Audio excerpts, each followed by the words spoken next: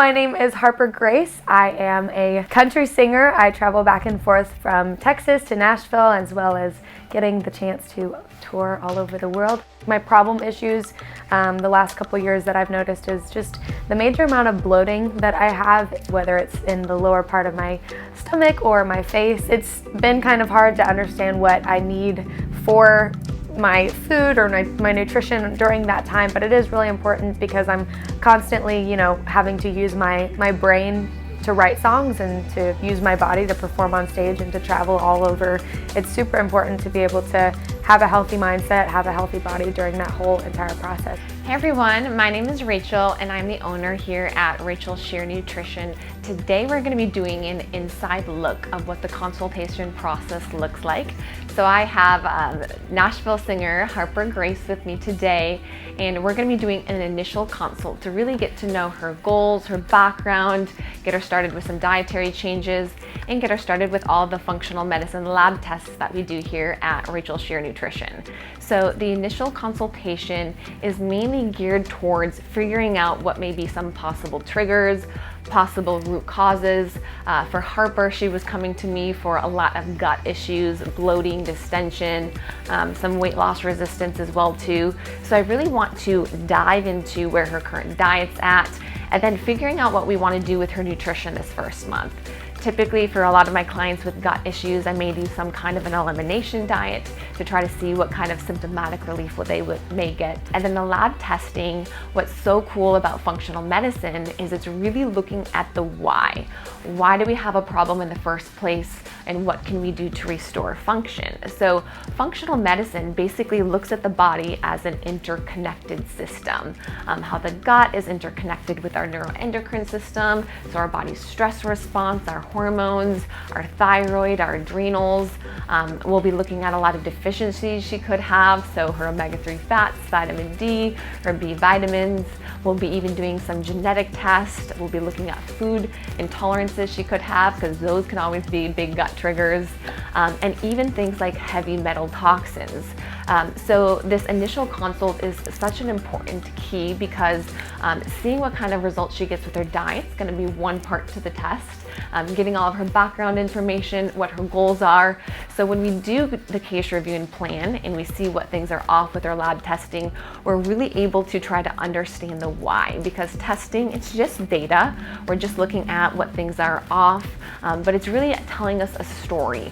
Why did this happen in the first place? Okay, and what do we need to do now with her diet, specific gut protocols that I may do, and then also maybe some supplementation to help restore function.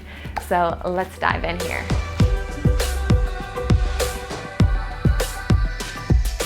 So today is the initial consult. Main things we're going to be doing is looking a little bit more at your history, what your goals are, diving into the nutrition side of everything. So this first month will even be a little bit of a test just to kind of see how your body responds to the nutrition changes. And then next month, we'll be doing the case review and plan. So basically we'll be reviewing all of your labs and going over the entire protocol based off of what the root cause may be.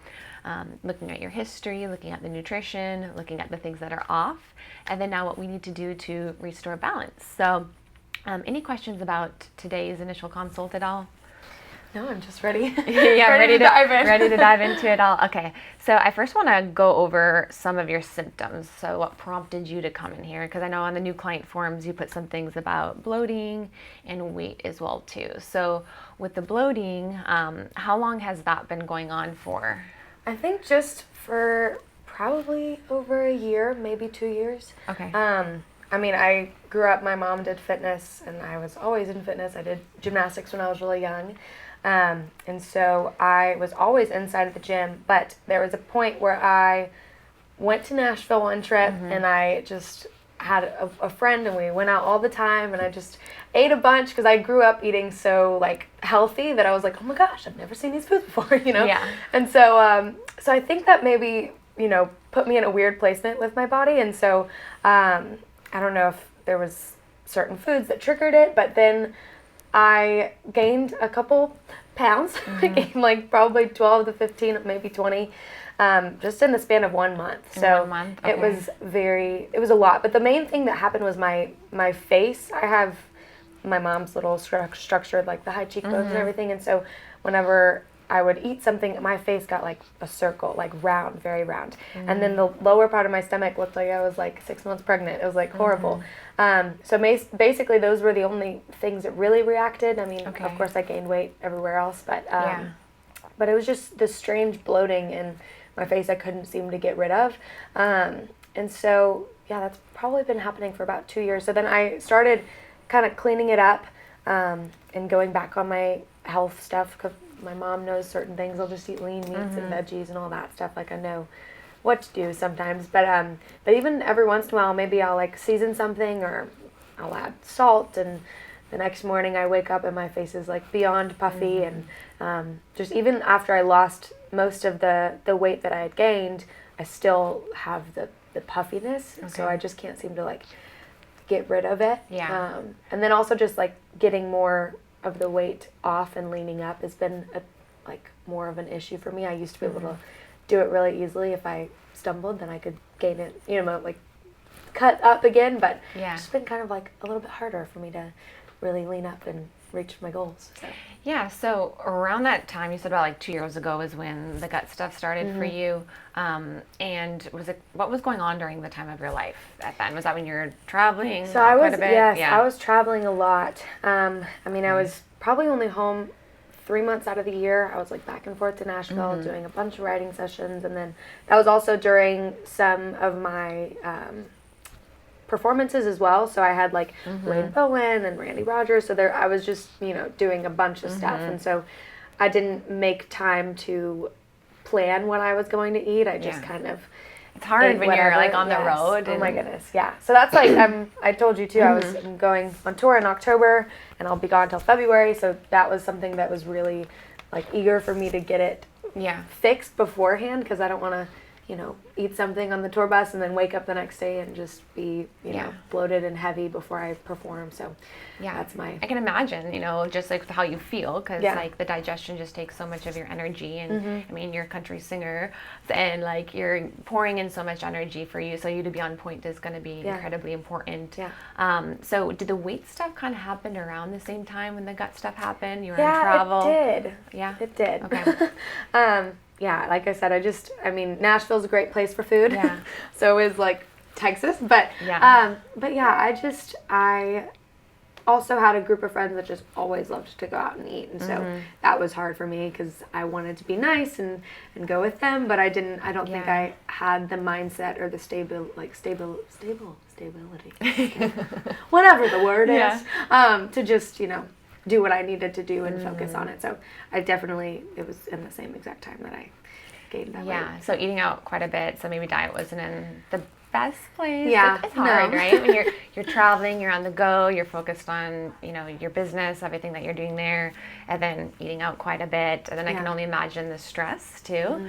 Would you say that was a pretty stressful period of your life? Yeah, it was pretty stressful. Looking, just at the gut stuff, was that just bloating that was becoming an issue for you? Was there any kind of pain or anything like that, or just kind of like random, get kind of like a food baby when I would eat? It wasn't painful. Okay. I felt so heavy, like my stomach felt so heavy. And like, usually when you like wake up, if you don't eat anything crazy the night before, like right in the night, I usually wouldn't eat too late. I would always just like stop eating at 6. I would eat dinner and then not eat anything else for the rest of the night. And then usually you could like wake up and have like a flatter stomach, but like it never started to go down. It never went away. Yeah, it was. I mean, there was a period of time that it was probably my blown upness was like in my stomach and my face for like a solid week, and then I just drank a ton of water. But it just fluctuates all the time. But it never was painful. But it just looked like I was pregnant. Yeah. Have you been able to find any like trigger foods for you, things that like make it worse, or things that actually... I had a friend of mine who my mom used to work with. He had said that maybe it was a sodium intolerance. Maybe I was allergic to sodium. So just probably 3 or 4, no, probably more than that, because it was during the end of 2020 that I kind of figured that out. And so I had cut a lot of foods out that had sodium, like high sodium. And he was, saying that maybe I could only have 600 to 700 milligrams, and I was like, that's not a lot. That's very... And so I just ate nothing with any seasoning, everything dry. It was super hard, but I did that for about a month, and I was also working out more than I did, in the same year that it had happened initially, and so I don't know if it was just the fact that I cut out sodium and that was the thing that was helping me, or the fact that I was still moving my body and starting to work out quite a bit more. But then just recently, I haven't really been focusing so much on the sodium. I've just been focusing on what I'm eating, and I still every once in a while have those. The lower stomach problem is still always there. And then my face will not get as big as it used to, but it still comes along. So I don't know what the trigger is. What the trigger is necessarily. I think it was sodium. And the sodium could definitely cause some water retention. Very rarely have I seen people with a sodium intolerance. But if you're having some electrolyte imbalances, that could definitely kind of trigger that, or just inflammation in general. So one of the great things about the testing that we're going to be doing is we can look at is there any kind of chronic inflammation. So we'll look at some of those markers, looking at the food reactions that you could be getting triggers with. Microbiome imbalances, that is probably one of the most common issues that I see, especially in women. It's just bacteria imbalances, and sometimes we go under just a stressful period in our life. It could be travel, the way we're eating out quite a bit, emotional stress. All these different factors can kind of disrupt the gut. And actually what happens quite a bit is our gut lining is pretty sensitive, so it's only one cell layer thick. And when we're under a lot of chronic stress, we actually pull glutamine out of the gut, and that can actually lead to something called a leaky gut.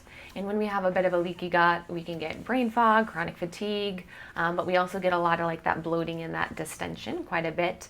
And that usually goes hand in hand with maybe some bacteria imbalances, because the bacteria in our gut are actually going to be fermenting on the foods that we're eating. So if you can kind of think of if you've ever seen how bread is made, where we take yeast and then we give it sugar, and basically the bread will rise because of that yeast eating the sugar. So the same process kind of happens in our gut, and there's a normal fermentation process, but if there's too much bacteria, if there's any imbalance of bacteria, so think probiotics, good bacteria, sometimes bad bacteria, that can cause a lot of the bloating. So there's kind of two different types of intolerances you could have. One could be the actual food reaction, a sensitivity. Common ones like dairy, wheat, eggs, I see quite a bit in people. And the other reason could be just a bacteria imbalance. So those are two things that are going to be really great to see. We can also look at actual inflammation in the gut, or any kind of chronic inflammation. So a big part of functional medicine is also looking at how everything is interconnected. So we also want to look at your hormones, we want to look at your thyroid, we want to look at deficiencies you could have. So deficiencies in omega-3s, those are your healthy fats. They keep your gut lining nice and strong and healthy. It could be deficiencies in vitamin D, that also plays a role in your immune system, plays a big role in also that gut lining quite a bit. We'd want to look at also your stress hormones, so cortisol's off, that also could be causing issues. So hormones, looking at the gut, the microbiome, food reactions, deficiencies, it's going to give us a ton of information as to what could be off and then what we need to do to fix it. And then part of, right now is what was kind of happening, right, during that period of your life. So these stressors that maybe have caused any of these imbalances, because part of this is also addressing the root issue. So we may see with the testing that, okay, there's maybe some bacteria issues, some leaky gut, maybe something with hormones. We want to look at all of that, some deficiencies, and we can fix all of that. So we can work on healing the gut, rebalancing the microbiome. We can work on hormones if we need to, but if we don't actually address the things that caused it to be off, it's really, really hard. So that's kind of what functional medicine is it's looking at those root issues, what is off, and then what we need to do to restore function versus managing the symptoms necessarily. So I'm really excited to kind of see what information that the lab test comes back with you on. Overall though, what you'd want to get out of this, would you say it's mainly kind of figuring out the gut stuff, getting your gut nice and healthy? Would it be weight loss related? What would be the ultimate goal for you? Honestly, just figuring out what's going going on. But of course, my goal is always to be lean and sustain myself while on stage. Yes. So that's super important to me, to make sure that my gut and my mindset is right. And along with that, getting the right activities in to be able to lose whatever weight and well, like tone up, lean up, all that fun stuff. But yeah. Do you feel like the gut being off, or even like the weight has like affected your mindset at all, or has that been every once in a while it does, you know, and especially too, like social media is so harsh too. So I was on a platform when I was 16 and I was still a young girl, and so my body looked one way, and then I grow up and I'm learning how to continue to take care of it, and your audience sees that, and sometimes people can jab and say certain things that are hurtful, but I went through a lot when I was younger, so it's easy to let it roll off my back. That's what the industry comes with. But every once in a while it does. You're like, oh man, like you already think some of those things about yourself, so then people bring it up into the light, and you're like, oh wow, I didn't know that part, but that's nice to know.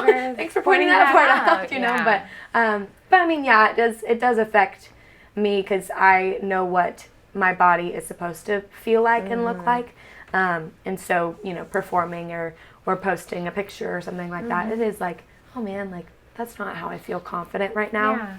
I've always felt confident, but you're like, that's not what I know I'm supposed to feel like and look like for myself. So I mean, it has caused some little stresses and some little sad moments, but I'm not ever depressed or anxious or anything like that. But I do just get like, with everything going on, just a huge amount of stress. You're not your most optimal self, and I think that's what it's about. It's about like, what's the best version of us look like. It is easy, like you said, like on social media, to compare ourselves to other people. Also, when you're in the spotlight, to get a lot of that people who are jealous, people who look at you and they pinpoint on different things that in their mind could be flaws. But I think it sounds like you have a really good perception with everything, and you're also like standing up for other women as well too, right? Thank you. Yes. With everything that you're doing, by saying like, hey, you know what, these are things that I'm not gonna, what am I trying to say? These are things like that, yes, there are things that maybe are insecurities, but you know what, I am doing everything I can to be the best version of myself, and I'm not going to let these things bother me, like you said, off my shoulder of everything. And I can only imagine that that's difficult, especially though being in the client spotlight overall. So I think though, like figuring out a lot of this, we can get you to a place where you are in your most optimal health, and figure out what's going on with the gut, the body composition side of everything.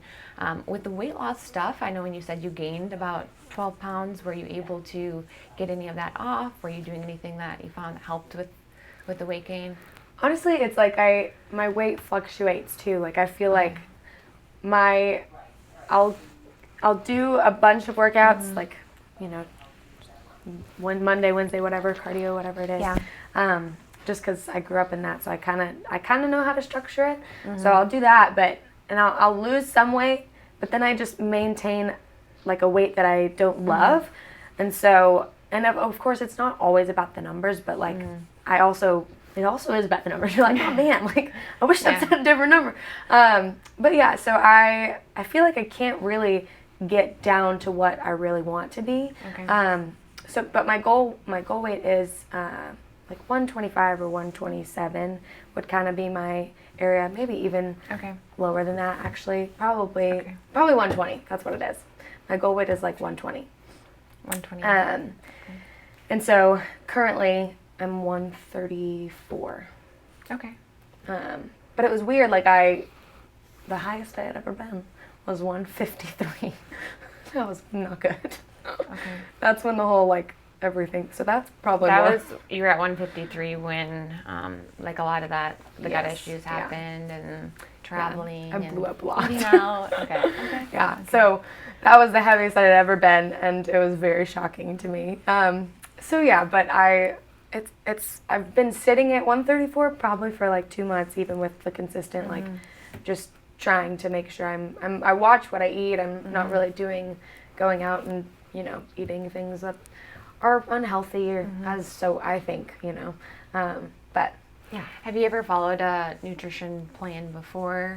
So I did. There was a buddy of mine that worked at Title Boxing for a long time, and he had made me a nutrition plan, but he had me eating like granola in the morning with almond milk, and then like chicken and veggies, and then chicken and veggies again, and then Greek yogurt at the end of the night. So like, I mean, and of course, like I said, like my mom always does healthy meals and stuff too, but I don't think I've found something that specifically works for my body. Like I've always, you know, taken other people's advice, but it wasn't tuned to what I needed. It was just, oh, this is what, you know, everyone else does. You eat veggies and that's good for you. But like, I want to see what foods, you know, work specifically for me that I can be like, okay, I'm going on tour. Let me pack this and bring this and have this on the bus. So I know that, you know, I can't eat anybody else's. And I think recently I've like gotten in the correct mindset to know like my life is structured Go, like go, this. go. It's go all the time. And it's, I don't have to, you know, other people may be able to eat this who are on a completely, totally different life than I am. And so I have to stay focused. So I think just recently my mindset has changed a lot to be like, okay, like, I think it's probably because everything's starting to, you know, happen. Papers are being signed and tours starting. So I'm like, okay, like, this is my time. I really need to like get focused. So, So let's dive in and to what we want to do with the nutrition plan of everything. I want to get a body composition scan on you just to kind of see where we're sitting at. I'm going to look at how much muscle mass you have, try to make sure we're getting enough protein every single day, dive into what those sources we want to get it from would look like, dive into how we want to just structure the meal plan overall. So we'll create that together. I may have you do somewhat of an elimination diet. So part of this is just going to be seeing how your body responds gut-wise too, to pulling out maybe some potential food triggers, hopefully get some symptomatic relief. So kind of like what I said at the beginning, this is a little bit of a test in a way, but also with the goal of, hey, we want to try to lose some fat, but we also want to maintain your skeletal muscle mass because that's like what's sacred, especially when you bust your butt in the gym all the time. It's not about being big or bulky. It's about, okay, I'm maintaining my muscle mass, which plays a role in inflammation, blood sugar control, and it's actually going to help me burn more calories doing nothing, just the more muscle that I have. So we just want to make sure we preserve that, and that's what we're going to look at with what that will look like structure-wise. So let's get you on the in-body and let's dive into the nutrition side of everything.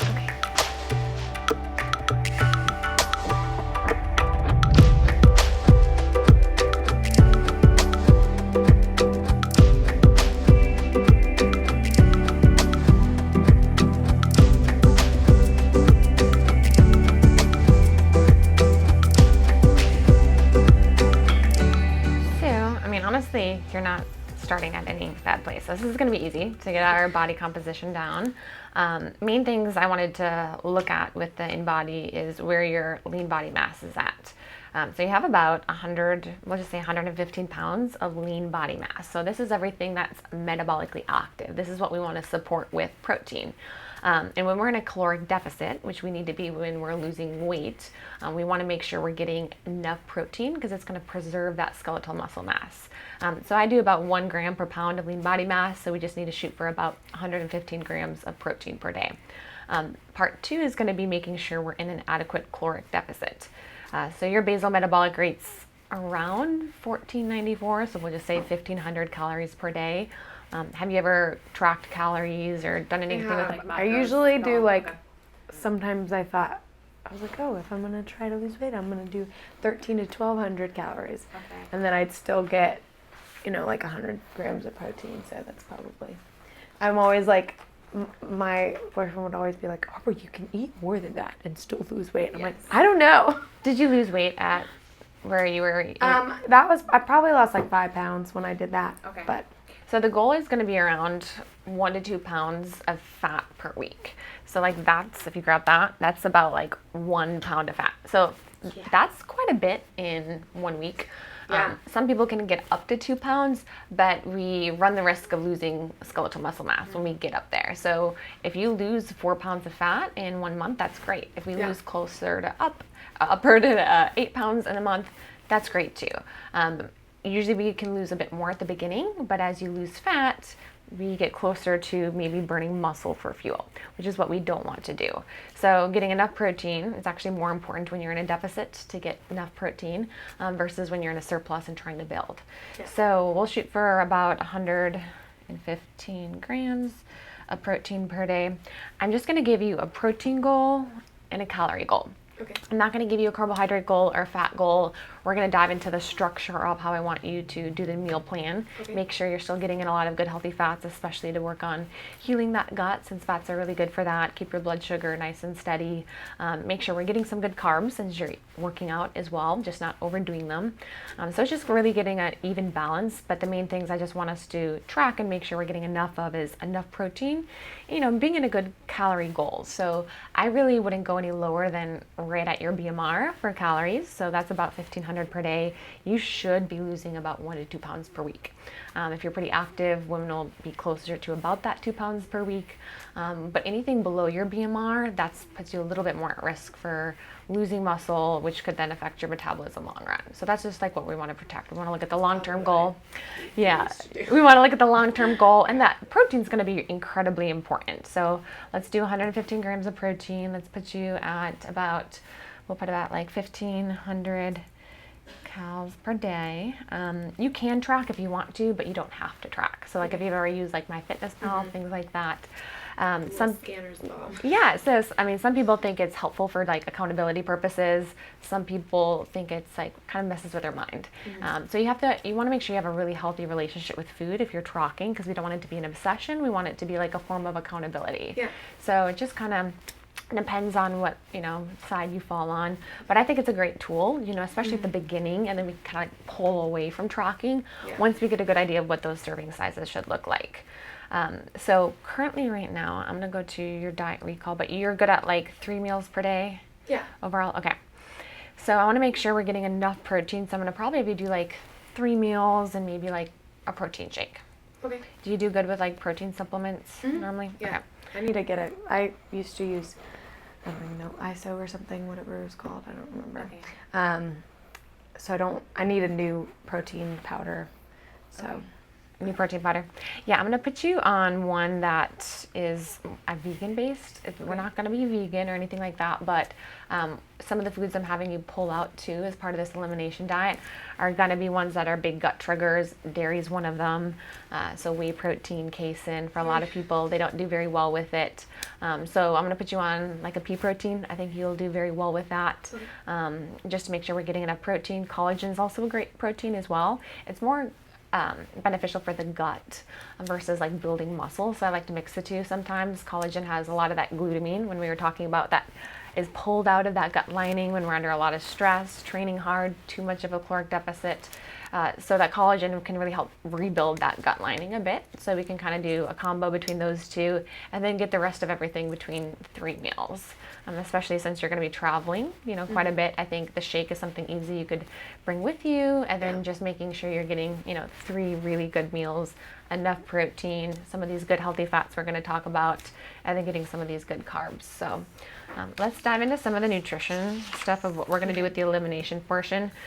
So it's going to be a very simple diet this first month, and it doesn't mean we're going to keep all of these out forever, nor does it mean you can't have a cheat meal every now and then. I'm perfectly okay with, hey, you know what, it's Cinco de Mayo, I'm going to go have, some tacos and things like that. We don't want to do things that are going to like mess up your gut or hurt you if you know there are certain triggers. Like if you know wheat and you aren't good friends, you just blow up like a balloon.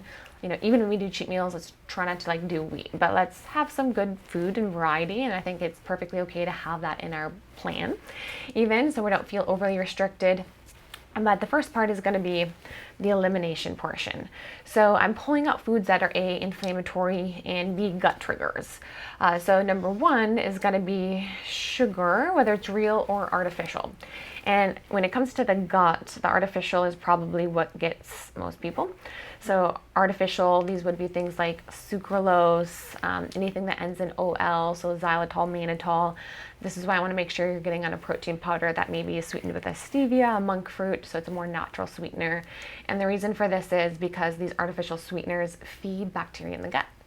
So sometimes a lot of these diet foods that we eat can actually be bad for the gut because they're feeding bad bacteria, and then we're getting a lot of the bloating, distension, and gut imbalances. So like sugar-free pumps at like Starbucks is a no-go. Not right now, not for your gut. Okay. So if you think about it, these are indigestible, not sugars, but artificial sugars. And there's no calories with them, but something's breaking it down. And the bacteria in our gut are oftentimes breaking it down. So if you were to like Google sucralose, which I think is common in a lot of those like artificial pumps that they use at Starbucks, you'll look at the side effects that say bloating, distension, constipation, diarrhea. So that's really the main reason, not because of the weight issue, but because of the gut stuff. So yes, coffee, I'm fine with doing like More nitro cold brews with sweet cream. So cream, it's dairy and that is on the list. However, sometimes people can tolerate like a little bit of heavy cream just because it's minimal lactose in it. It just kind of depends on what you're sensitive to. I am going to have you pull out dairy the first month. More than half of the population doesn't digest dairy very well. We can digest it when we're a kid because we drink our mother's milk. But as we get older, a lot of us lose the enzymes that break down that lactose, which can cause a lot of like the bloating type issues. So we're going to pull out dairy, sugar, real or artificial, and then the other stuff is going to be like processed foods, so like processed grains. Easy way to think about it, if it comes in a bag or a box, has a long list of ingredients, we're going to try, for the most part, to stay away from it. So it's going to be a very whole food based diet. This doesn't mean it's your forever diet. This means, hey, I'm pulling out these potential triggers to try to see what kind of symptomatic relief I get. And after this month, we may try to do a reintroduction. Hey, let's bring back in dairy and see if there's any kind of a reaction. Hey, let's bring back in, like I also have you pulling out beans too, like legumes. Legumes are very fermentable to bacteria. Maybe we try to bring that back in, see how you respond. So it kind of looks like a lot, but it's not a whole lot. It's sugar, real artificial, so processed foods there, processed grains, so breads, pastas, baked goods, beans, that's not necessarily processed, but because it's fermentable to gut bacteria, I'm having you pull that out. Dairy, however, ghee, clarified butter is fine because there's no lactose in it. And then foods that you know that you're sensitive to. So like if you're like, hey, like wheat, like we talked about, like I don't do good with that. Of course, those foods you'd want to avoid. So the easiest part though is going to be focusing on what we want to eat versus necessarily like everything that we need to pull out. So that's why the diet plan is going to be a little bit more helpful to do it that way. I may have you do something that's called a Fodmap diet. But I may also wait and see just how you respond with just this portion of the elimination diet. So FODMAPs are types of sugars that are very fermentable to gut bacteria. So I may have you download this app. It's called the Monash University FODMAP app. And I want you to kind of pay attention to what are the fermentable carbs, because you'll notice that a lot of them are actually healthy foods. Garlic and onion and Brussels sprouts and broccoli, which is where I hear from a lot of people like, oh my gosh, I'm eating healthy, I'm eating broccoli and all these foods, but I'm getting so bloated. And that's because the bacteria may be off and they're fermenting on a lot of these foods. So we can start with the normal diet structure, and then maybe in a couple weeks, if you're not feeling like you've gotten a lot of symptomatic relief, maybe pull out FODMAPs too, because that's really the foods that are feeding a lot of that bacteria if that's the issue. So we'll hold off on that, but I just wanted to talk about that, maybe something that could also help quite a bit. So what we want to focus on, so we talked about like what we want to eliminate, and we want to go over that, but the main thing is just like what do we want to focus on. So first thing we talked about before was getting enough protein in. So I definitely want to make sure we're getting in some good animal protein. And I want you to pay a bit attention to protein food quality. So not all protein is created equal. So grass-fed and finished is going to have a different fat profile than beef that is going to be grain-fed and more processed. So grass-fed type red meat actually has a lot of those omega-3s, like salmon, really good for inflammation. And I know that was one thing you talked about, was like the inflammation. And then like with chicken, it would be pasture raised, fish, free range. So this is just the quality of it. And then we want to make sure we're getting enough with each of our meals. So we know that we're going to do some kind of a protein powder. That'll probably be about 30 grams of protein per day. I'm going to grab my calculator here. So if we were trying to get 115 and we pulled out 30 in your protein, that's about 85 for these 3 meals that we want to get. So we're going to kind of break it down now between these 3 meals with that protein. I'd like you to be getting at about 30 grams with lunch and dinner. So if I even pulled out 60, that would leave us at 25 grams of protein for breakfast. So now we know we're getting that entire 115 grams that way. So animal proteins that we can do for lunch and dinner, and this is going to be about 5 ounces of any animal protein. I don't care what it is, as long as you're paying attention to like the food quality, grass-fed and finished. If you're doing beef, bison's a great source. You can do pasture-raised chicken, salmon if you like salmon. I just want you to make sure you're getting 5 ounces. And you're gonna do that for lunch and dinner. Okay, so that's gonna be number 1 for lunch and dinner. Breakfast, we wanna make sure we're getting a good protein there. I'm not saying you have to do animal protein for breakfast, so eggs are a great option, things like that. I saw in there you do eggs sometimes. Do you like that? Okay. Yeah. So we could do some eggs. Do you do the egg whites or normally like the whole eggs? Sometimes I'll do like 4 egg whites and 1 egg. Okay. I'm gonna actually give you a little bit more of the fats. Okay. Because the fats are what's gonna help you stay full and satisfied, able to stay in that caloric deficit. And the fats, like the egg yolks, actually have a lot of cholesterol, and they have a lot of those omega-3s. Again, really healing for your gut. So we want to get some of those good fats. We want to get carbs, but we want to add things that will also help with healing the gut. So 2 whole eggs, 2 whites. That's going to get you roughly, not perfectly, but about that 25 grams of protein. So we have 25 here. Lunch we have about 30 protein. Dinner we have about 30 protein. And then with your shake we're going to do, we'll put that right here. Have you used our very first form stuff before? Mm-mm. They have a really good one. Their Vegan Power Pro is a really good pea protein, and they have a good collagen, so you can actually get both of those. So you're getting 30, 30, 30, 25. So that's going to get us to our overall goal of protein.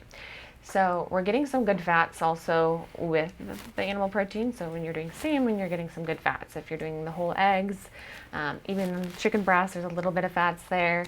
So we're going to get some of our fats from those sources, but the rest of our fats, I want to make sure we're getting something called mono and polyunsaturated fats. So these are going to be things like avocados, if you like avocado, olives, olive oil, the fatty cuts of fish. All of these are these anti-inflammatory fats. So we're getting some animal fats that are saturated, good quality, and then some of these good healing fats too for the gut. So for breakfast, this may be like what you cook in. So a great fat to cook in is like an avocado oil. So we can do like 1. Have you cooked with an avocado oil? Yeah, actually, I usually cook with avocado or like coconut sometimes. Mm-hmm. Avocado or coconut. Yeah, both of those are good. I like avocado just for the anti-inflammatory purposes. Yeah. Coconut's great because it actually it's an antifungal quite a bit. They have some MCT oils in that as well too, which is good for metabolism. So it's okay to mix them up, like based off like your flavor profile you want to do. So we got a good amount of fats with breakfast because the egg yolks, a little bit of the fats that you're cooking in. The next thing we want to add in is maybe some fiber. So fiber is really important for your gut because it also feeds good bacteria in your gut. Right now we talked a little bit about the Fodmap, so we want it to be like a low Fodmap type fiber probably. So this could be like spinach, fruit, even like berries. Those would be great options that we could do. Okay, so now your breakfast is you have the eggs, adequate protein, cooking in a healthy fat, maybe some veggies, throw in like spinach, bell peppers, anything like that, and then a little bit of fruit. So it's a very complete breakfast. You got lots of that protein, fats, and fiber, and the fibers are that low FODMAP option. So it's a perfect option for you to do, and you can have spinach and fruit, or do I pick between the two? You can do both. Mm-hmm. Okay. Yeah, I'm not too worried about you overeating the spinach or anything like that. So any low FODMAP veggies and I have a cup of any low FODMAP fruit. Okay. So that'll be in the app. You'll be looking at which ones are going to be low FODMAP. Next thing we're going to do is add in some of those fibers and then some of the fats to your lunch. What I want to try to do with you is kind of backload some of your carbohydrates. Mm-hmm. So what time do you normally work out each day? I like to go in the mid-morning, so usually like maybe like 9 or 10. Sometimes I'll go in the afternoon breakfast. though. Yeah. Okay. I'm still going to keep your carbs at dinner time, but I may add like a carb to your shake, and then that would be a good one that you could do like post-workout or something like that. So lunch, this is where I want you to get a lot of the good fats, especially since it's going to be a little bit lower carb. So we can pick any kind of low FODMAP veggie, so like green beans, zucchini, salads. I'm a salad person, so spring mix, tomatoes, carrots, things like that. But this is where we're going to also add a lot of those good healthy fats. So olive oil is a great dressing you can use. I've used like tahini, that's a great salad dressing. And then we can add in some of those other good fats like avocado, walnuts, things like that. So you're getting a lot of the fats, enough protein, and then they're all low FODMAP, so it should be good in keeping the bloating, well under control. So this could be like the salads, anything like that. You can do more than that, but 2 cups is a good amount.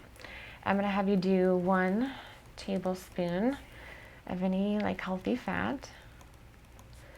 So this would be like the olive oils, any of those options here. You'll see I'll have what a serving sizes would look like. So I'll have you do a tablespoon, and then we're gonna add 1 more serving. So this could be like the avocado, 1/2 of an avocado. This could be an ounce of like the walnuts or any of those types of options. So I'm just gonna put 1 serving of fat. So example would be like 1/2 of an avocado. So basically, you get to pick the protein, you get to pick the veggies, you're gonna pick a tablespoon of that fat and then 1 other one. So it's a higher fat lunch, but it should make you feel pretty full, satisfied, and we're getting a lot of those good, healthy, healing fats for your gut.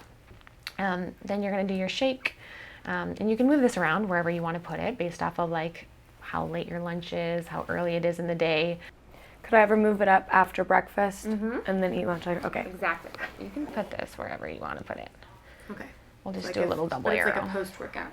Yep. Okay. So you could do breakfast, workout, shake, lunch, dinner. Okay. Or you could do breakfast, lunch, workout, shake, however you want to structure it. I'm okay with that. So we'll add a little bit of fruit there. I'm going to add in a little bit of flax seeds too. Have you ever had flax seeds? Yeah. I always put like flaxseed and chia seed inside of my You smoothies. do 1 tablespoon. Chia seeds would be good too. Okay. So you can do flax or chia.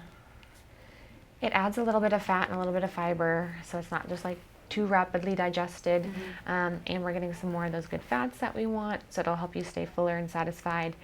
Dinner here is where I'm going to put your starch. So I'll have you do now 1 cup of a low FODMAP veggie, a little bit of fats, just like a teaspoon. This could be the coconut oil, the avocado oil. And the last thing I'm gonna have you do is about 1 cup of starch. So when I say starch, this just has to be some kind of a whole food based starch. So this could be sweet potato. I am okay if you want to do like some white rice, things like that. But we're just going to do a little bit of starch at that time. So we're backloading your carbs. So you're getting a full cup of fruit each day, a full cup of starch, lots of protein, at least enough of what your body needs.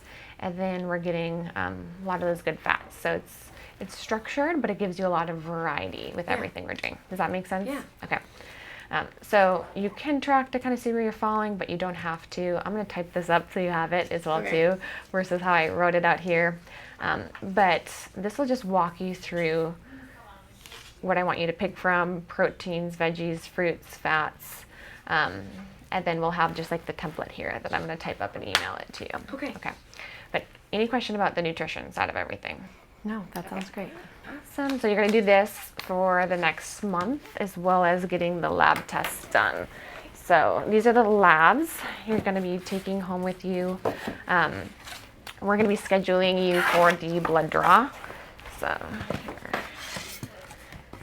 It'll have all of the directions here in it, the lab requisition that you're going to take. So they'll draw the blood, comes with everything that you need. You will have to put these on ice or put this in the freezer, because we'll be shipping it out to the functional medicine lab that we're using. And it has all of the shipping info on the box here. These you're going to do in home. So this one we send you for a blood draw. This one you're going to do in home. So this is the gut test. So it's a stool test.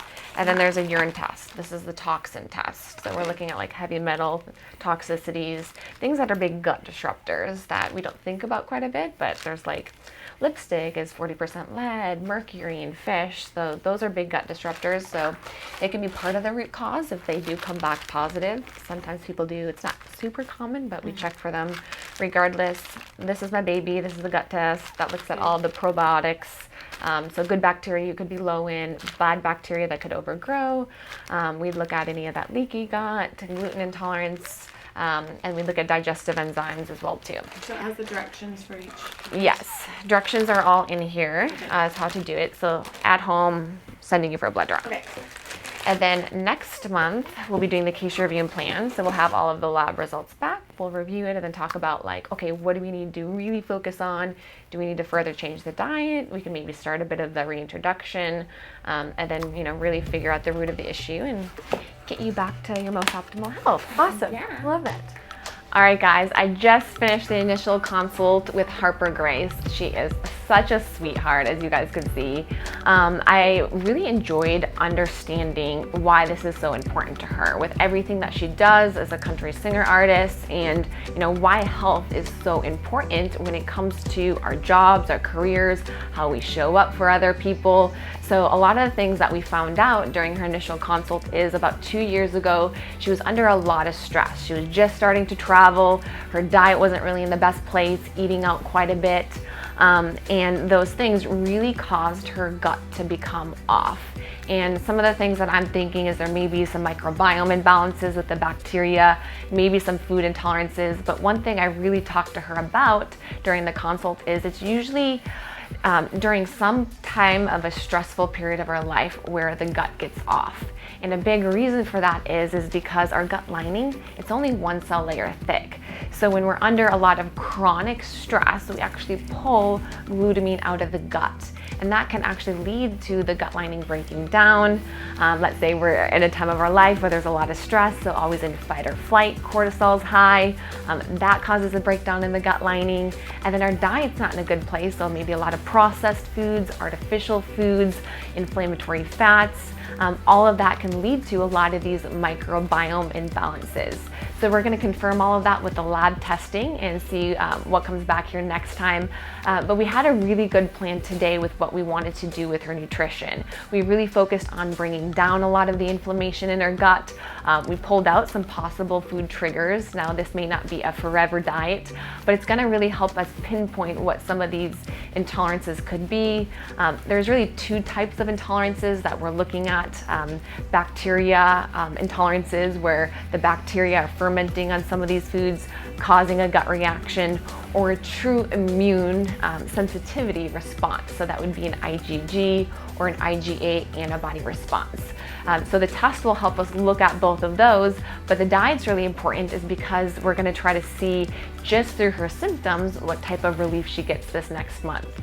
Her other goal was weight loss. We really looked into getting enough protein in her diet. So she trains quite a bit. She loves being active and working out. So we wanted to make sure she was getting enough protein and enough of the right type of protein as well too, since her gut was pretty sensitive.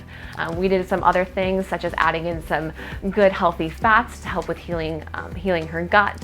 A lot of those anti-inflammatory fats, mono, polyunsaturated fats. We did a little bit of some carbohydrate backloading. So I think she's gonna do incredibly well, and we're gonna touch base here next month to review those labs and to see how this first month went. So I'm really looking forward to seeing what comes back with the labs and seeing how she did.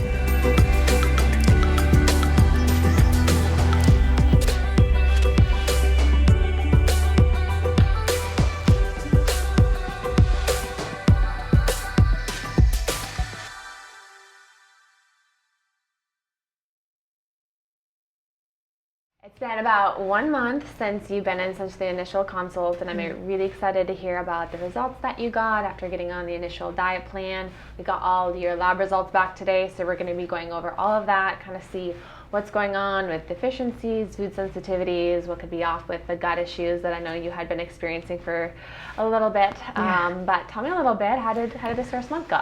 This first month's been great. I've, fixed my diet plan and making sure that I'd never really focused so much on the fat aspect. I think I never got as much, or I guess I never got enough fat, and it's kind of scared me in the past incorporating that in my diet, but it's been really cool to kind of watch that that's not what makes you fat, that it actually helps you with your energy and everything like that. So it's been nice. I've, kept up with it because I've just been really excited to see the results. So my body feels a lot better. My body feels a lot better.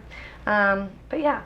Yeah, and I've noticed you've lost like a good amount of like some of the fat you said you were wanting to lose. Like you look incredible and you looked amazing before. Like you never even needed to lose it. But I know it was not where you wanted to be, stage ready, of course. Yeah. With like everything that you do with performing. So yeah, you look amazing, and I'm so you. excited about your results. Thank you. But more importantly, you feel better, and you're saying like a lot of the gut issues and the bloating that's gotten better as well too. Yeah, actually, like I remembered eating certain things and just like feeling my lower stomach about to just like burst, and my face would always be super inflamed and reacted really quickly. And so just by changing certain things and eating, like you said, the low FODMAP foods has just been nice to incorporate that, because I've seen a lot of difference in the reduction of the bloating. Yes, a lot. And then also, like you said, the losing weight aspect. It's been nice. You needed to. Yes. You did not. Thank you. But it's been nice because I think beforehand, whenever I would perform or something, I always wanted to wear pants or like long sleeves or something like that, and just being able to work out and making sure that I'm treating my body as healthy as I can, and treating it how it should be treated. I finally kind of have a little bit more confidence to be like, okay, well, tour's coming up, so I can rock a pair of sparkle shorts and make sure like my legs show because they look really good, so it's been nice having that little ounce of confidence. Well, you look amazing, and what's so cool is it was just the first month to see what results you got there. And we'll dive into all the labs, kind of see what came back. One thing about that, putting you on the low FODMAP diet is we were able to kind of see if bacteria may have been an issue. So we pulled out some of those fermentable carbohydrates. We're able to say, hey, okay, are we dealing with a microbiome imbalance? And you got a lot of reduction in bloating. So what we really want to look at here today with the lab testing is what is off, what do we need to do in order to fix it, to restore the things that you're deficient in, to repair your gut microbiome and rebalance that. It'll be a little bit of a process. Healing the gut is not like a quick fix, just like weight loss, it's not a quick fix.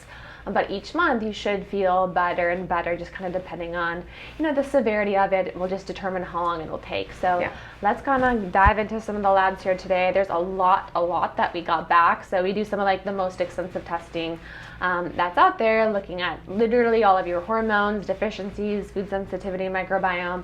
So we have a lot of good information to really kind of customize things to you and get you where you want to be body composition wise, and then also optimize your gut health. So if you actually want to start here with the microbiome test, that's what this one is. And I have it here on my end. So go ahead and flip to the next page here, and you can take notes on anything that you want. Yes. So this is just a summary page of what is going on in our gut microbiome. So gut microbiome is basically just all of the bacteria that is in our gut. Now we can no way test all of the bacteria in our gut. So this is just a select few bacteria that they've done studies on, and when it's off, it can contribute to bloating, GI issues, sometimes even metabolic issues, weight issues, sometimes even neuro issues for some people as well too. So what we're looking at here at the top, you'll see gut diversity. So diversity really is just the ratio of the good and the bad bacteria in the gut. So the more diverse your diet is, full of fruits and vegetables, the more diverse your gut is, because all of the foods that we eat feed different bacteria in our gut. So kind of looking at this here, you kind of have like a moderate to low diversity, but honestly, this is pretty common. Most people have a lower diversity in the gut than what we'd like to, because most of us aren't eating like 20, 30, 40 different types of fruits and vegetables on a daily basis. So this is common. It doesn't always mean that we're gonna have GI issues because of it. But what I really kind of wanna look at a little bit further for you is that if you actually flip here to the next page, we see a little bit of GI inflammation going on. And gut inflammation can be caused by a few different things: food sensitivities, low digestive enzymes as well too, or even just deficiencies in good fats that keep inflammation low. So we know you have some gut inflammation, which I think you kind of felt as well too, but we always want to ask the question why. Why do we have this inflammation? Where is it coming from? So that's really what this marker is showing us here, that there is some inflammation, and then we want to dive in a little bit further to try to identify what that would be. So if you actually flip now to the next page, at at the top here, we see a marker for your digestive enzymes. So pancreatic elastase basically looks at our HCl, which is our stomach acid, and also how much digestive enzymes your body is producing. Typically, we want to have amount greater than 200. You're at about 157. So you're a little bit low in pancreatic enzymes or stomach acid. And sometimes it's kind of like a domino effect. So if you're low in stomach acid, we aren't going to be able to produce as much of those pancreatic enzymes. So if we're not breaking down food very adequately, this can also lead to some bloating, some GI issues, but also food sensitivities to come about. So some of the things that we want to try doing for you is maybe supplementing with some HCl to see if that helps. That's stomach acid. We can even try some pancreatic enzymes to see if that just helps with a little bit of an absorption that may be going on. Sometimes people who just also aren't chewing their food very well can get low stomach acid even too, because we start producing it as we're chewing the food here. And there was a little bit of vegetable fiber detected there that you'll see. And honestly, all of us probably have this come back because they say that your food should be about the consistency of baby food before we swallow it.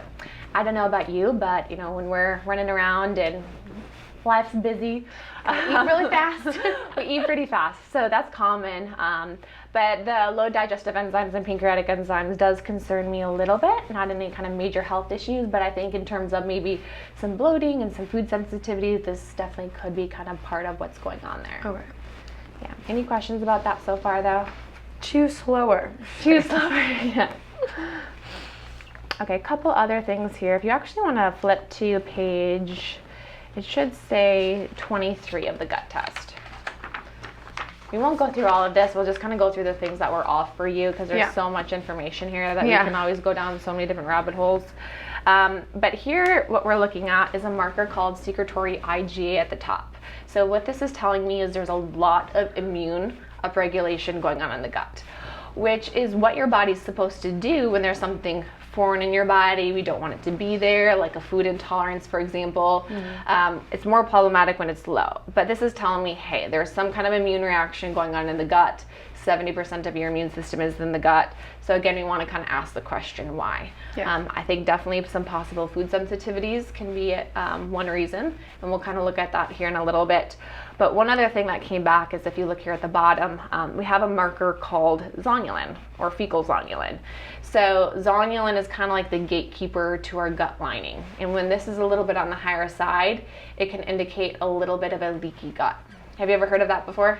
Yeah, I remember us talking about that last time. Yeah, so our gut lining is only one cell layer thick, and if it's become inflamed because of maybe bacteria, diet, things we're deficient in, like our good healthy omega-3 fats, it can become weakened, and that causes food and bacteria to seep through that gut lining, and that triggers more of that immune and inflammatory response. So we saw the inflammation, we see a little bit of that immune upregulation going on, and then we see those markers of zonulin saying, hey, there's a little bit of leaky gut going on. There's some things that we can do to try to repair this. So we want to pull out the things that are, of course, causing it. So anything that's going to be more inflammatory to your body. And we did a lot of that last time. We did a lot of that with your diet. You know, we talked about pulling out the pro-inflammatory fats, the fats that aren't good for you, sugar substitutes. Those are all things that can definitely kind of cause some leaky gut to occur. Yeah. Food sensitivities will be the next thing that we'll pull out. So you came back with a little bit of a gluten intolerance here. So doesn't mean you have celiac disease. So some people just like can't eat gluten because it's like a true allergy response to them. You don't have celiacs, but you do have something called non-celiac gluten sensitivity, where it could definitely still trigger some inflammation in the gut, to cause some leaky gut, and that can kind of further trigger, where you're not going to go into like anaphylaxis or any major kind of issues, but it may not be really the best for you. So we want to pull those out with some of those other food sensitivities. So pull out the inflammatory foods, pull out some of the foods that, you know, could be damaging based off of your own body. And then we really want to add in the things that are healing to the gut. And there'll be some supplements I'll put you on that'll be in the plan. Glutamine, aloe vera, licorice root. Those are really good healing for the gut. Repairing any of your nutritional deficiencies, getting you on some good probiotics, those digestive enzymes as well too, since you're a little bit low on that. So kind of the combination of pulling out the bad, adding in the good. Over time, it'll allow your gut to really heal itself and reduce a lot of the symptoms, though. Okay. Yeah? Yeah. I know, lots of info, right? Yes. About the gut test. I got it. Yes, awesome. So the rest of this test, if you kind of flip through it, it looks at all this different type of bacteria that was in your gut. And we'll see some things that were high, some things that were low. If you actually look at page 25 here. Yeah, so this looks at something called SIBO. This stands for small intestinal bacteria overgrowth. So you'll see a little bit of bacteria that was on the high side. So at that first page, remember we talked about some maybe low diversity imbalances in the bacteria. I think a lot of this will eventually kind of work itself out for you as long as we work on healing that leaky gut, removing some of those food triggers for you, and then adding in the digestive enzymes. So sometimes people who have really imbalanced microbiomes, we need to kind of just like start fresh. We need to like add in some different types of herbs that bring down bacteria. But your issues aren't so bad where I think we need to do that. I think over time, like in 6 months, your gut microbiome will kind of slowly reset itself, heal itself if we give it the right support, kind of things like if we give it the right like fertilizer and the things that it needs for it to kind of heal itself. So what we're seeing here is just a little bit of that bacteria imbalances. Nothing I'm too worried about, but I think for you, we can definitely kind of fix this with probiotics and some of the other things that we talked about. So the rest of this test, it's we won't go through all of it, but it's a lot of that good information about bacteria, potential symptoms. Doesn't mean you have them, but what's so cool is the bacteria in your gut can literally be playing a role in not only your digestion, like bloating and all of that, but it can be playing a role in your neurological health. So people who have anxiety can be playing a role in your body composition. Again, doesn't mean you have these issues, but it's just kind of potential things that literally the bacteria in our gut can play a role in. Well, yeah. Okay. On a good note, you didn't have any pathogenic bacteria, so no like yeast parasites or things like that. I actually have a good amount of people who come back with those sometimes, so nothing bad like that in the gut, but yes, some digestive enzyme insufficiency, a little bit of leaky gut, a little bit of inflammation. So easy things to fix if we know what they are and give your body the right support. Perfect. Awesome. So we'll move on here to some of these other tests. Now we're going to look at the food sensitivity test next. That's this one here. Okay, we're going to be looking at the food sensitivity test now. Food sensitivities are very different than a food allergy. So it's not a true allergic response. Food sensitivities usually come about based off of what's going on with our gut microbiome, the bacteria, our digestive enzymes, and if there's leaky gut there. So those three things, bacteria, leaky gut, digestive enzymes, if those things are off, can cause us to become sensitive to some of these foods. But it's very different than an allergy per se. So this is kind of why when we look at your test here, you'll see some high sensitivities. Those are the ones in red. And you'll see some moderate sensitivities there.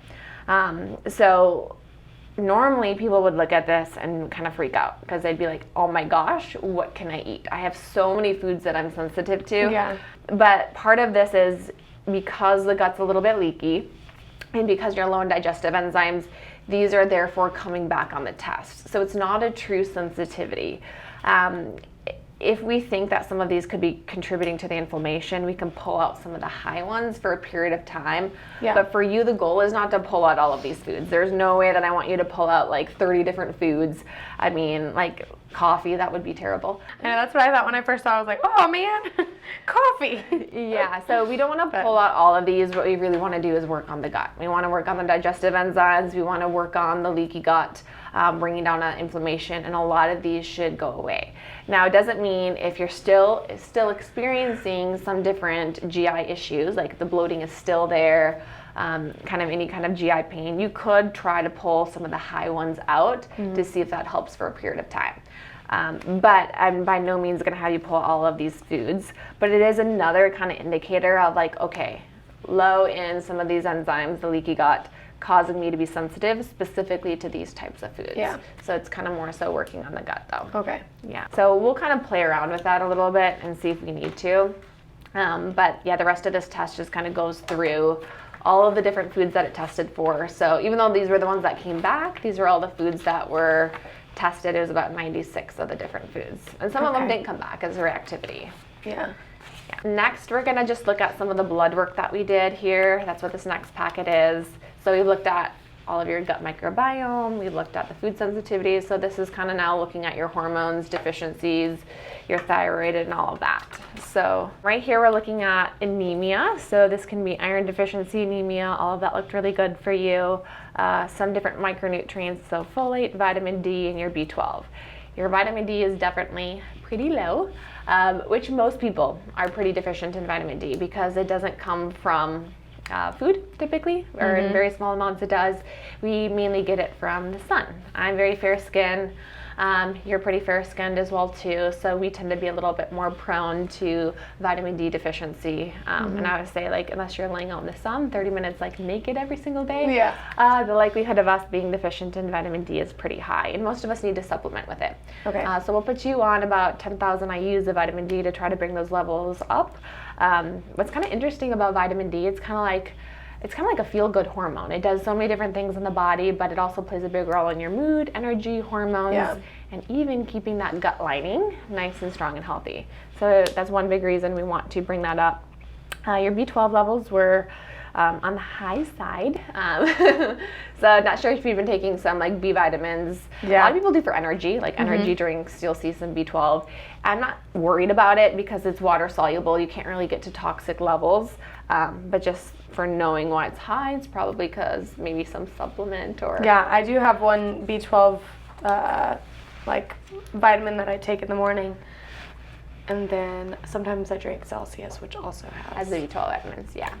Not too worried about it, but just so you know, when you kind of look at that, cholesterol looks really good here. I'm really not worried about anything. You'll see your HDL was moderately low, and that could be because we didn't have a lot of the good healthy fats in the diet before. So HDL is our good cholesterol, and typically a lot of like the salmons, the omega-3s, the avocados, all of those fats raise that good one. So since we started that should improve, but everything looks pretty good here. Perfect. Blood sugar looks good, which I expected it for you because you're incredibly fit, you're nice and healthy. So insulin levels were nice and low, blood sugar is nice and low, so nothing to worry about here. Next page was liver, kidney function. All of that looked really good.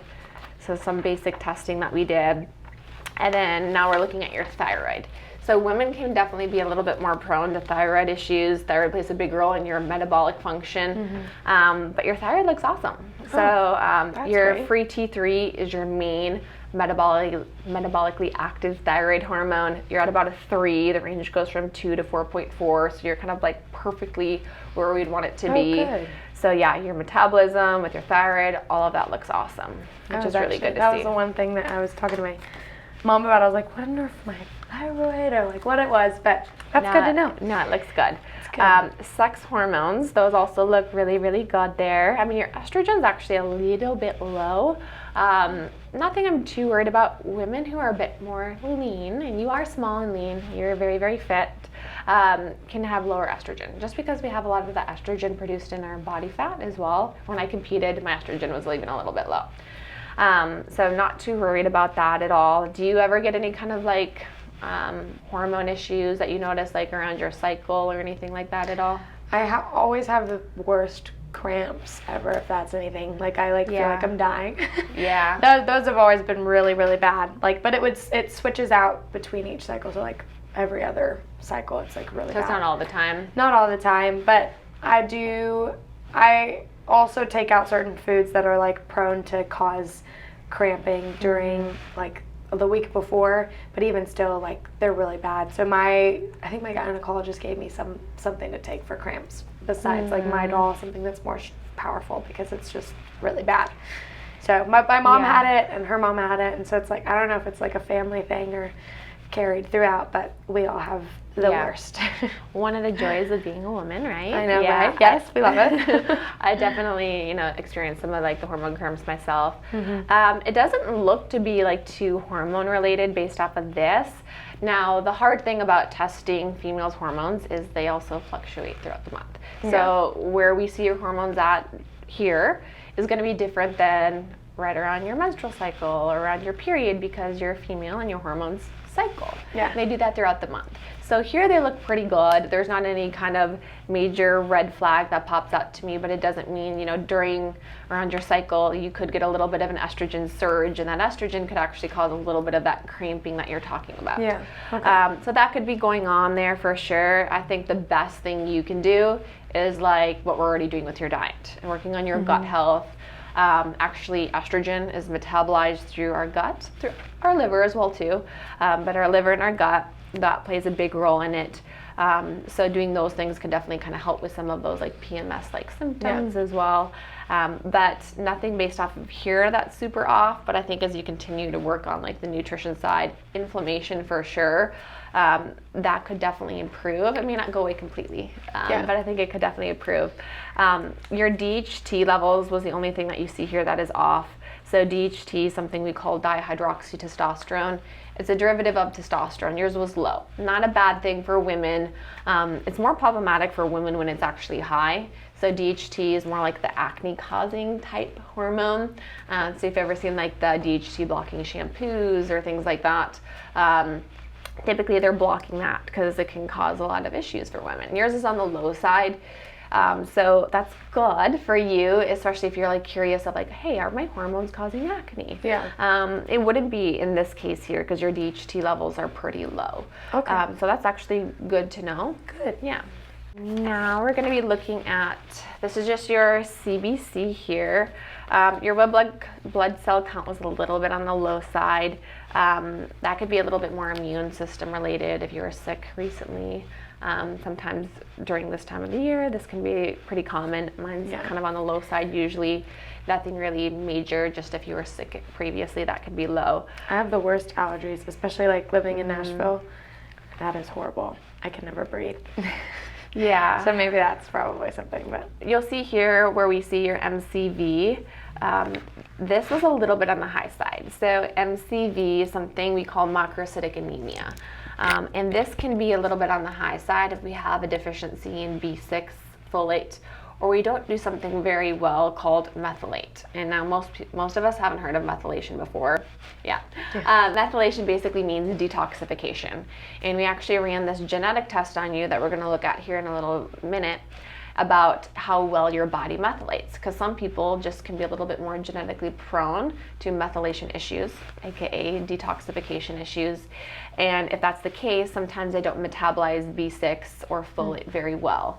And if they don't, we can see sometimes MCV being a little bit on the high side, indicating some of that macrocytic anemia. So we'll look here in a minute at what could be going on there, but it could be more like a B6 deficiency, not B12, you're good at B12, but more like a B6 type vitamin deficiency, folate deficiency, that can sometimes be kind of part of what's going on there. So this was the genetic test that looks at that methylation I was telling you about. So this is a genetic test called MTHFR. We call it the Mthfr gene, basically, because if you look at how it's spelled,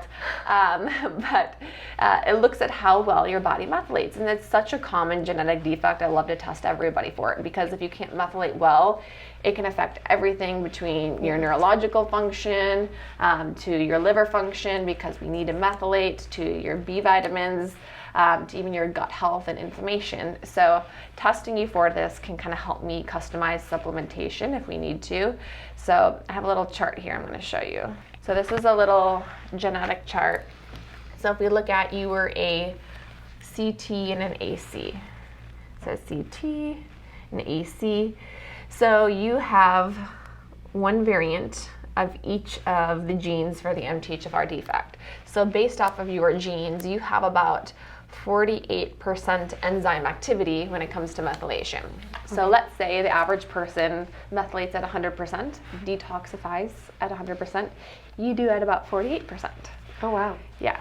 So you're someone who's more prone to what we saw above, macrocytic anemia, inflammation, sometimes even neural-related issues as well too, because we need to methylate to produce different neurotransmitters. But what's so cool about this test is knowing that you have an MTHFR defect, which you do, we can actually supplement with some pre-methylated B vitamins and folate. So it's just getting you on proper supplementation, so you can methylate at 100%. So kind of think of it like this.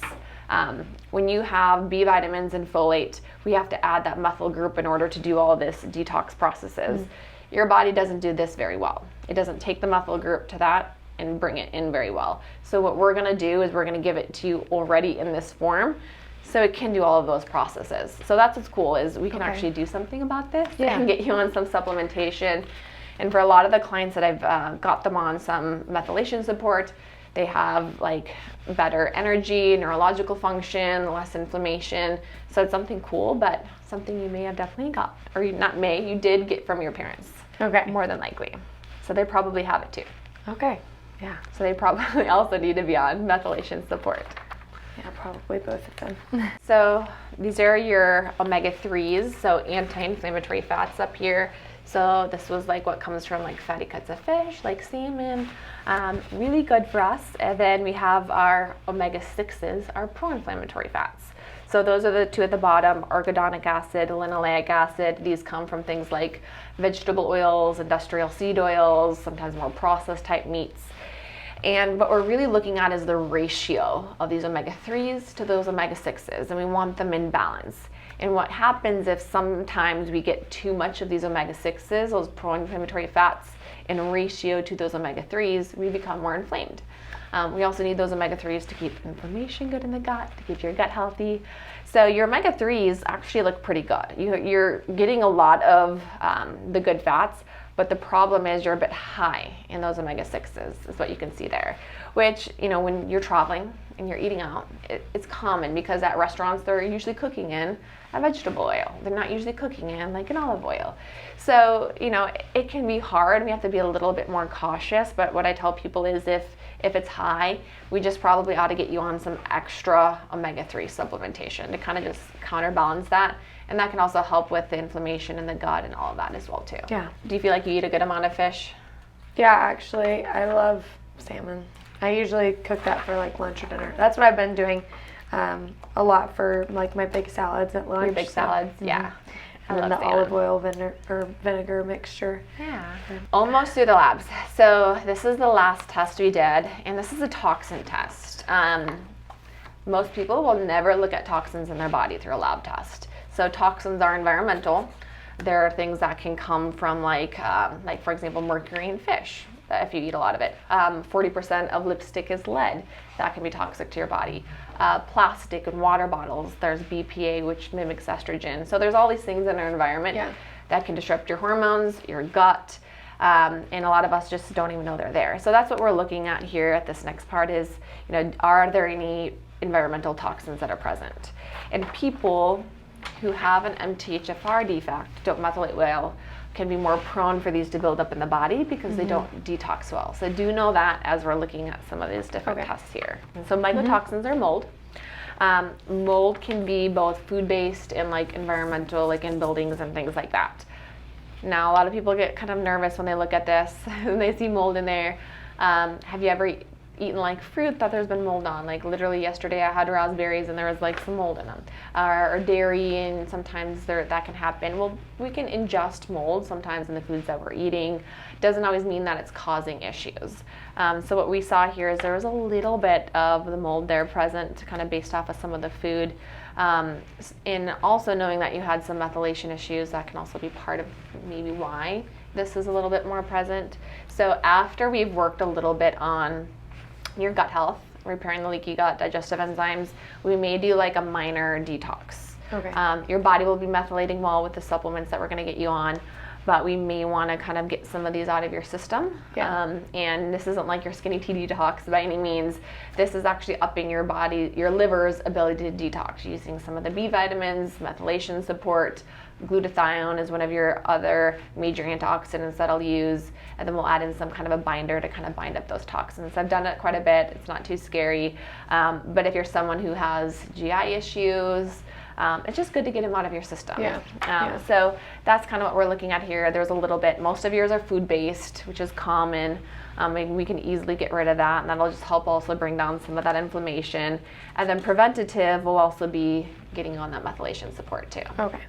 You'll see some here that these are the most common ones people come back with. And I came back with some of these too, but BPA. So BPA is what we see in plastics. Yes. when I came back with this on mine, I literally threw out like all of my plastic meal prep containers and I got all glass. Because it does build up in the body, and it actually mimics estrogen in the body too. So it's a xenoestrogen, so this can actually be part of why a lot of women have heavy menstrual cycles or PMS symptoms, is literally because of the plastics in their body. So kind of while we begin the detox after we worked on your gut health, I'd be kind of curious to see if any of your hormonal issues, the like heavy cramps and things like that, go away, because you're not going to see estrogen high on your hormone test, because it's not true estrogen, but it kind of mimics estrogen. So kind of think of it like has the same little key to kind of enter the door, which can lead to some of your hormone issues there. It's one of those things like you just don't know until you see it like come back on a test. You don't think about it, and then when you look at it and you're like, oh, well, I do have some maybe these hormone symptoms. Could this be part of it? Yeah, you can look for BPA free ones, meal prep containers, buying more glass, and you know what? The reality is we live in a toxic world, and we're all going to be exposed to them. So part of it is going to be your nutrition, the things you put in your body, making sure your body's already detoxing well. All of those things are going to be preventative from it. But the reality is, is there going to be some point in time you're exposed to it? Yes. We just kind of want to make sure it doesn't get to too high levels, and then we also want to make sure that we just kind of up your body's own defense mechanism as well too. The other two that were high were more pesticides. So glyphosate, that one's common in a lot of people. And this one, they spray like crops with that to kill bugs and all of that. That's a pesticide found in food. So, sometimes making sure we're washing our fruits and vegetables, or if you also look at something called the Dirty Dozen or the Clean 15. Have you heard of that before? So it's the fruits and vegetables we should always buy organic because of the herbicides and pesticides that seep into them, versus the one that would be on the Clean 15, which are like the ones like just save your money and buy them conventional. For example, think like an apple. An apple would be on the Dirty Dozen because if that gets sprayed with like herbicides, pesticides, you can wash it, but it's probably kind of in the food, right? Yeah. Versus like an avocado has like a thick skin, so you don't really need to always buy organic because that's kind of more protective for it. So you can always look up the Dirty Dozen, Clean 15, which ones to kind of save your money on, what not to. But that's another one that's pretty common that I see quite a bit. So there was definitely some moderate of the toxins that came back. It's a little scary when we look at it, but honestly, I don't think it's having any major issues. I think the big part of it is fixing your gut, some of the deficiencies, the methylation stuff, doing that for 2 months probably, and then we can begin a little bit of a environmental detox protocol, and that'll bring down a ton of your inflammation, fix a lot of the gut issues, leaving you feeling good, and then we'll just get you on like a maintenance protocol, and everything will be good. But lots of info. Any questions about anything? No, I feel so much smarter. So I'm going to be giving you the case review and plan that I put here together, just kind of walking through some of the things we're going to be doing next. So we'll begin more of the gut protocol with some of these supplements here first. We'll do this for a couple of months, and then we'll start a little bit of a reintroduction diet with the Fodmaps, and then to go into the detox protocol. So we'll get these supplements ordered. We'll kind of stay consistent on the diet that we're doing now, with maybe pulling out some of the high foods if you feel like you need to. But it's really going to be more so just kind of working on these things like with the gut that we saw that was off. Okay. Alrighty. Yay. And I know since you got good results, I do want to get you on the InBody here too today and just kind of see where we're looking. Perfect. Let's do it.